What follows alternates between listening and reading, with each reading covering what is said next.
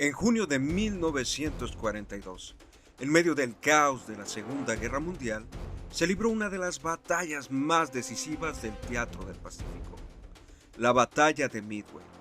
Tras el ataque a Pearl Harbor, Japón buscaba expandir su dominio en el océano, mientras que Estados Unidos planeaba frenar su avance. Pero lo que los japoneses no sabían era que sus códigos habían sido descifrados, dando a los estadounidenses una ventaja crucial. Acompáñanos a descubrir cómo la inteligencia, estrategia y el coraje en el aire y en el mar cambiaron el rumbo de la guerra. La batalla de Midway, que fue librada entre el 4 y el 7 de junio de 1942, como ya lo mencionamos, fue un punto crucial en el teatro del Pacífico durante la Segunda Guerra Mundial. Ahora, su origen se encuentra en las ambiciones expansionistas de Japón y la respuesta estratégica de Estados Unidos tras el ataque a Pearl Harbor en el año de 1941. Pero, ¿cómo llegaron a enfrentarse estas dos potencias?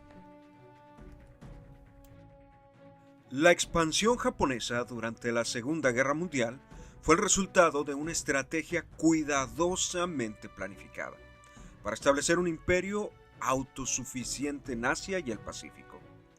Desde principios del siglo XX, Japón buscaba recursos naturales para sostener su creciente población e industria, lo que lo llevó a invadir Manchuria en el año de 1931 y a China en el año de 1937.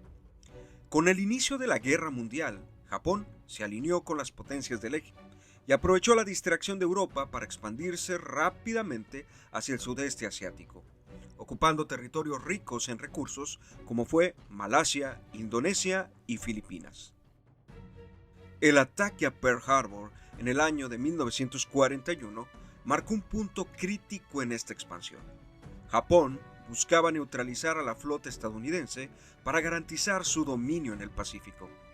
A pesar de sus éxitos iniciales, incluida la captura de importantes bases aliadas, esta política agresiva llevó a una respuesta contundente por parte de los Estados Unidos y sus aliados. Las batallas de Coral Sea y Midway demostraron que la hegemonía japonesa estaba siendo desafiada, debilitando su capacidad de mantener las posiciones conquistadas. La expansión japonesa fue impulsada tanto por necesidades económicas como por ideologías nacionalistas, pero también estuvo marcada por actos de violencia y opresión en territorios ocupados. Este proceso, aunque ambicioso, resultó insostenible frente a la creciente resistencia aliada y la falta de recursos para mantener un frente tan amplio. Japón, buscando consolidar su hegemonía en el Pacífico y asegurar acceso a recursos como petróleo y caucho, consideró a la flota estadounidense en Hawái como el principal obstáculo para sus planes expansionistas. Bajo el mando del almirante Isoroku Yamamoto, se diseñó un ataque sorpresa que destruiría la capacidad naval estadounidense y garantizaría el avance japonés sin oposición inmediata. Es así como en las primeras horas del día, más de 350 aviones japoneses atacaron la base naval de Pearl Harbor en Hawái, un 7 de diciembre de 1941. El ataque fue devastador. Más de 2.400 personas murieron. 8 acorazados fueron dañados o hundidos y numerosas aeronaves quedaron destruidas.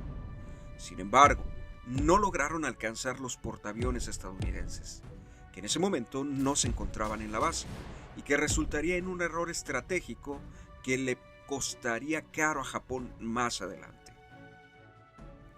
Después del ataque a Pearl Harbor, Estados Unidos respondió con una movilización masiva y sin precedentes. La prioridad inmediata fue reconstruir la flota del Pacífico, reparar los barcos dañados y aumentar la producción de nuevos acorazados, portaaviones y aeronaves. En paralelo, se reorganizó el mando militar, colocando al almirante Chester W. Nimitz al frente de las operaciones en el Pacífico. Este esfuerzo incluyó la construcción de bases avanzadas y la mejora de los sistemas de defensa aérea y costera para prevenir futuros ataques. La movilización industrial fue una pieza clave. Las fábricas se convirtieron en centros de producción militar, fabricando armas, aviones y suministros en cantidades récord. La ley de préstamo y arriendo, inicialmente diseñada para apoyar a los aliados, también impulsó la fabricación de equipo militar para el propio uso estadounidense. El gobierno estableció un control férreo sobre la economía, con racionamientos de recursos y el reclutamiento de millones de personas para el esfuerzo de guerra, tanto en las Fuerzas Armadas como en la industria. Además de los preparativos militares e industriales, Estados Unidos inició una campaña estratégica para debilitar a Japón.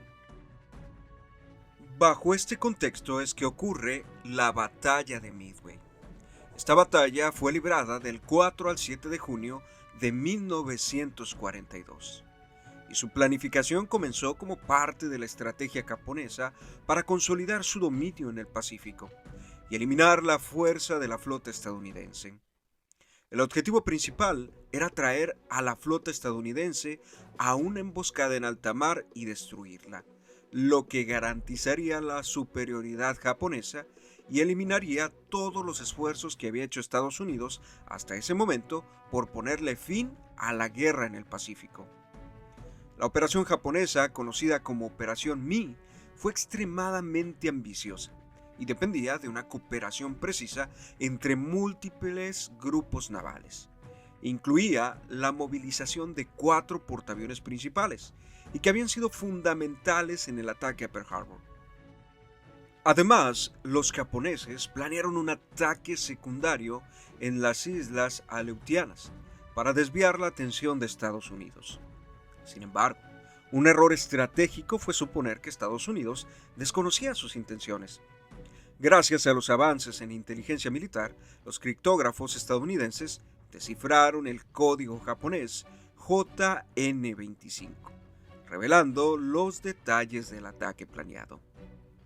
Con esta ventaja, Estados Unidos, bajo el mando del almirante Chester, preparó una emboscada. Las fuerzas estadounidenses, aunque numéricamente inferiores, incluyeron 3 portaaviones, el USS Enterprise, el USS Harner y el USS Yorktown. Este último reparado apresuradamente tras daños sufridos en la batalla del Mar de Coral. Nimitz desplegó sus fuerzas cerca de Midway, esperando el ataque japonés. La base en Midway también fue reforzada con aviones de reconocimiento y bombarderos para proporcionar apoyo adicional. El 4 de junio de 1942, las fuerzas japonesas comenzaron su ataque inicial sobre Midway, dañando gravemente la base, pero obviamente no la neutralizaron. Mientras los portaaviones japoneses se preparaban para un segundo ataque, las fuerzas estadounidenses lanzaron una serie de ataques aéreos desde sus portaaviones en Midway. Aunque los primeros ataques fueron descoordinados y sufrieron graves bajas, esto proporcionó una apertura crucial.